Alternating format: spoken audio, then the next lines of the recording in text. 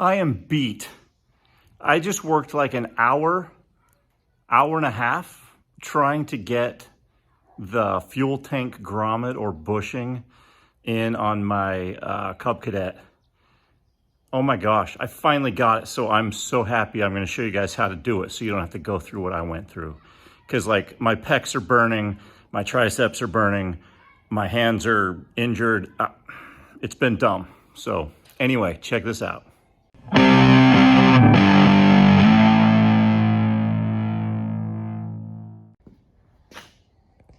Okay, it's on this bad boy, the LTX 1045. And I say bad boy because really this thing, the guy that had it before me beat it to tar. I took the tank off and let me show you here. If this is the kind of tank you have, I feel your pain. So I got the tank out and it's got this vent on top, right? And the grommet around that was all nasty. So I bought a new one thinking, that's no big deal. I wish it was still off so I could show you, but I'm not risking this again. You can tell it's all the way in there.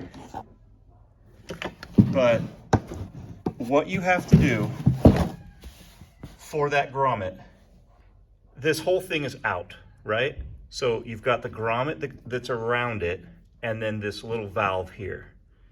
It's like a vent for the gas. So that comes out, so you've got two pieces. Put the grommet in, it just sits there, it's pretty easy, you squish it in, no problem. Well, this vent piece, lather that thing up and the inside of the grommet with dish soap, something to make it really slick.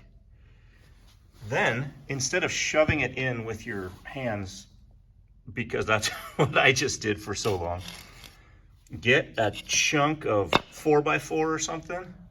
So when I put this, you know, you can push the vent in like a small amount, it'll go right in, but then you've got this big lip around it that it has to really pop over.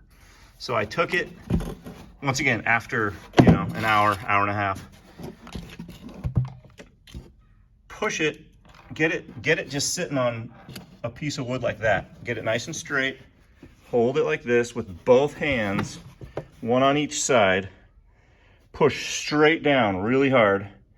And my second try, it went plop, and I was like, no way. And I turned it around, and I was like, sweet, it went in. Oh. So please, enjoy this moment with me.